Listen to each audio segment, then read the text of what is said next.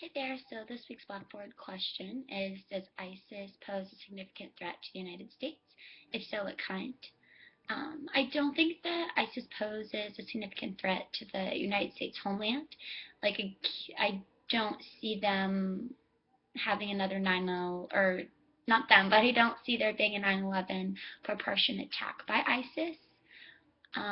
They are a little bit more depleted than when they started. Maybe right when they started, they would have been able to. But I think they pose more of a significant threat to our allies.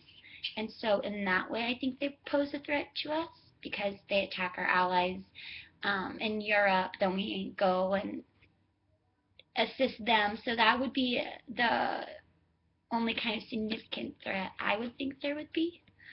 Um, and then the other part of the question is, our fight against ISIS a good decision, or should we be more hands off?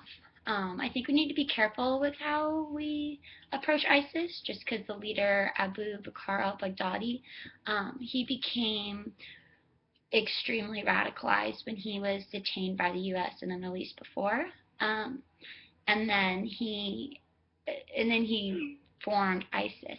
So I think it's just we have to be really careful that if we do detain people in ISIS, um, just the way they're treated and things like that, we have to be careful not to radicalize them more than they already are, to try and ensure that even if there's no more ISIS, they go extinct, whatever, that a new terrorist organization doesn't pop up like what happened with Al-Qaeda.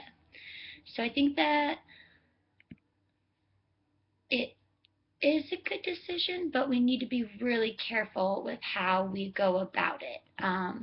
We need to make sure that there's no future damage like what was before. I think before, if we had looked into it maybe a little more and seen putting all the terrorists together, they, even though al-Baghdadi wasn't in Abu Ghraib, a lot of people were in where he was detained, and so that helped a lot with his radicalization. So I think if we are going to, then they need to be separated.